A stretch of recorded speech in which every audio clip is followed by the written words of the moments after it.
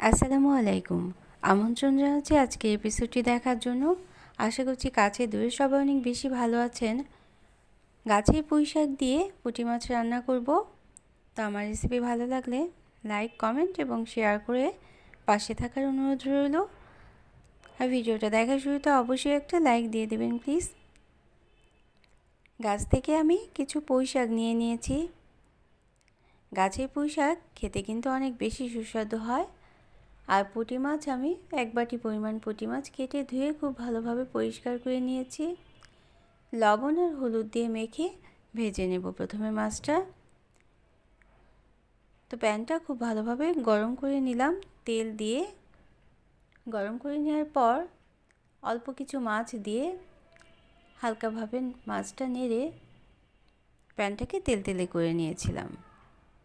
তারপর একটা একটা করে মাছ ছড়িয়ে দিলাম যাতে নিচে লেগে না যায়, সেজন্যই কিন্তু কড়াইটাকে প্রথমে তেলতেলে করে নিতে হবে, তারপর মাছটা ভেজে নিতে হবে। প্রথমে এভাবে ঘুরিয়ে ঘুরিয়ে তেলতেলে করে নিলাম কড়াইটা, তাতে কিন্তু মাছ কোনোভাবেই আর লেগে যায় না।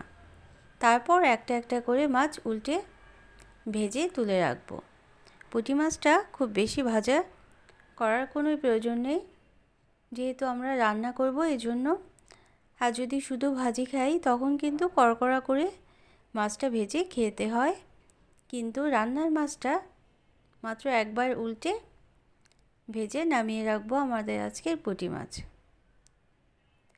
পুঁটি মাছ দিয়ে মূলা দিয়ে রান্না করলে অনেক ভালো লাগে, তবে আমি আজকে একটা টমেটো এবং পুঁইশাক দিয়ে রান্না করব। তো সবগুলো মাছ এভাবে করে হালকা ভেজে তুলে রাখলাম। সেই তেলের মধ্যেই আধা চা চামচ পরিমাণ আস্ত জিরে দিয়ে দেব, পেঁয়াজ কুচি আর কাঁচামরিচ ফালি দিয়ে দিলাম। কিছুটা সময় নেড়ে ভেজে নিতে হবে। সাথে একটা টমেটো স্লাইস করে কেটে দিয়েছি। পেঁয়াজ, কাঁচামরিচ আর টমেটো নেড়ে নিতে হবে। নেড়ে নেওয়ার পর অন্যান্য মশলা দিয়ে মশলাটা কষিয়ে নিতে হবে। 1 চা চামচ লবণ দিয়ে দিলাম,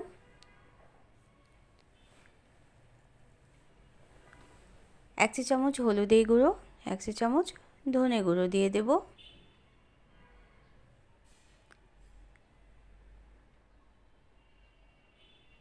তো পুঁইশাকে যে ডাঁটাগুলো ছিল সেই ডাঁটাগুলো আগে দিয়ে দেব। ডাঁটাগুলো একটু নরম করার পরে তারপরে পুঁইশাকটা দেব। পুঁইশাকটা রান্না হতে কিন্তু খুব বেশি সময় লাগে না, কিন্তু ডাঁটা সিদ্ধ হতে একটু সময় লেগে যায়।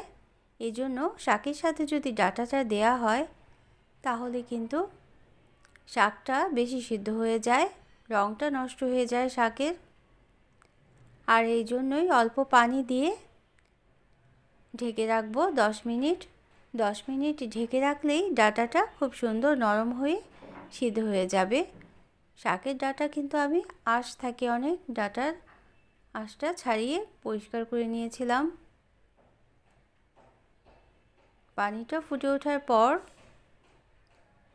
তারপর ঢাকনা দিয়ে আমি 10 মিনিট রেখে পুঁইশাকের ডাঁটাগুলোকে সিদ্ধ করে নিয়েছি। এখন কেটে ধুয়ে রাখা শাকগুলো দিয়ে দেব।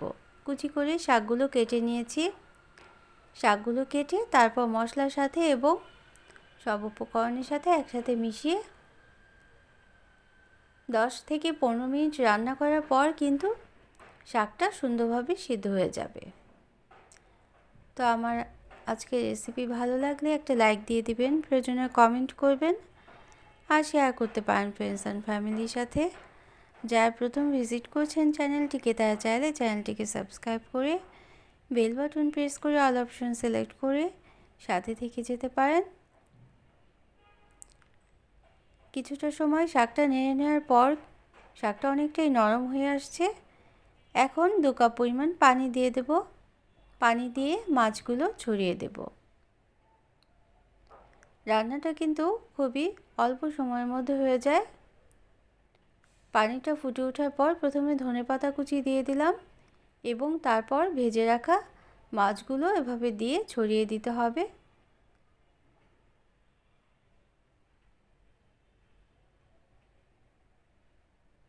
শাকের ঝোল দেওয়ার পর আমি কিন্তু শাকটা ঢেকে রাখিনি।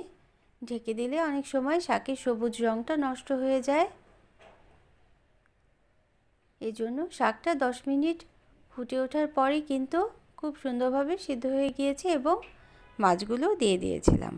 তো আমার আজকের রেসিপি কেমন লাগলো অবশ্যই জানাতে ভুলবেন না। অন্য কোনো দিনে অন্য কোনো রেসিপি নিয়ে আসবো। Thanks for watching. Allah Hafiz.